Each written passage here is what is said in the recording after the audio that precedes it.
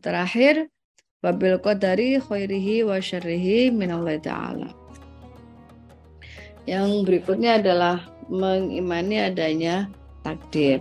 Takdir itu sebuah keputusan. Kalau pengadilan itu sudah diketuk ya, tok tok tok, itu namanya takdir. Kalau belum terjadi ya belum takdir gitu ya. Kalau umpamanya ada yang daftar, ini lagi musimnya daftar kuliah, daftar sekolah itu ya. Anakmu kuliah daftar di mana? Oh, anak saya tuh daftar di Universitas A, B, C gitu ya. Terus gimana?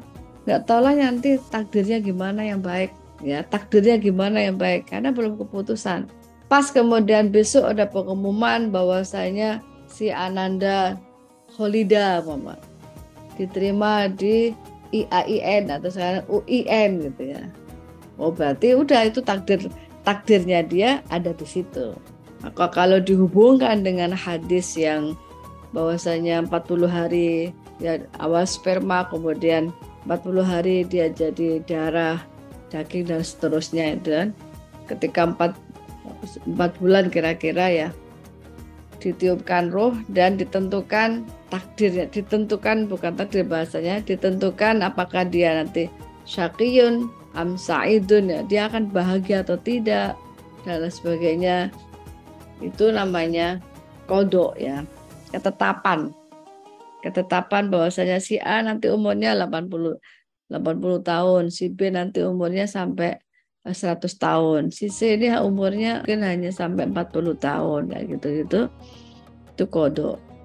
Nah, qada ini ternyata si C ini yang ketetapannya dulu itu 40 tahun dia seharusnya udah meninggal ini. Tapi ternyata dia silaturahimnya kuat banget. Setiap silaturahim itu ya sedekah terus gitu ya. Sehingga semua yang disedekah itu berdoa semua. Ya Allah, semoga itu tadi ibu ini yang sudah kesini jauh-jauh membawa ini, menggembirakan anak saya, sehat, umur panjang, barokah. Nanti ke sana lagi dapat doa lagi, sana lagi dapat doa lagi itu ya.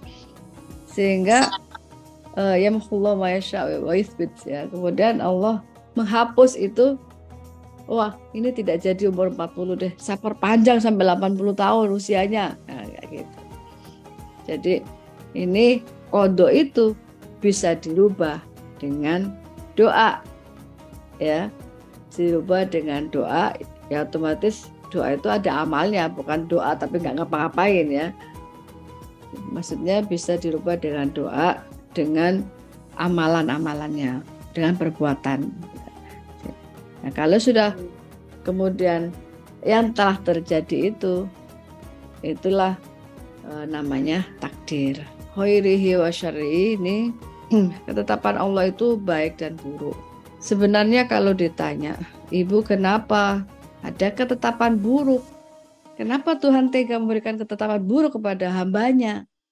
Kenapa Tuhan itu katanya maha kasih? Kenapa tega-tega banget hambanya ada yang sampai melarat, rat gitu ya. Sulit, makan aja sulit gitu ya. Ada yang sampai kaya, ya itu. Sampai dia sudah bingung naruh duitnya itu. Banyakan gitu ya. Nah, ini harus dilihat bahwa wa nabluukum bisyarri wal khairi. Ya, ada ujian syar dan khair ini sebenarnya klasifikasi Tuhan untuk memudahkan manusia. Sebenarnya kalau di mata Tuhan, menurut Allah itu semuanya baik untuk hambanya. Karena wa ma rabbuka bidzallamil lil 'abid.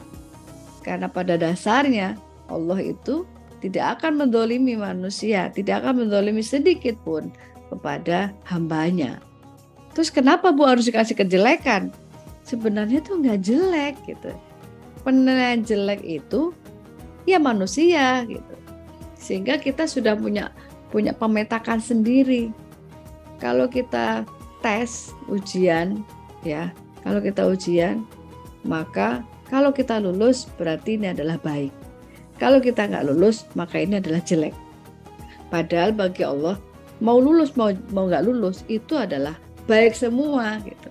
Kata Allah, kamu hari ini lebih baik tidak saya luluskan. Ini yang lebih baik.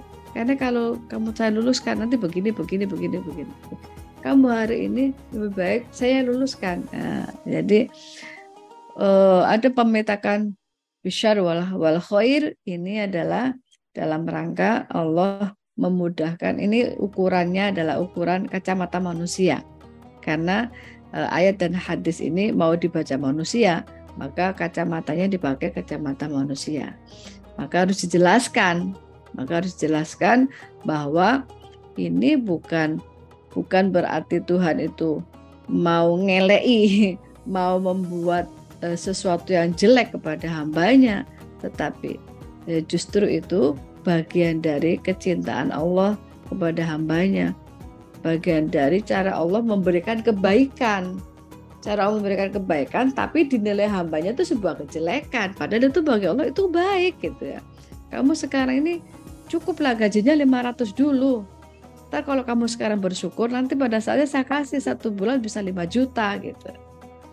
Ya gitu ya. Jadi inilah taruhannya iman ya. Gak kelihatan. Ini iman tuh gak kelihatan.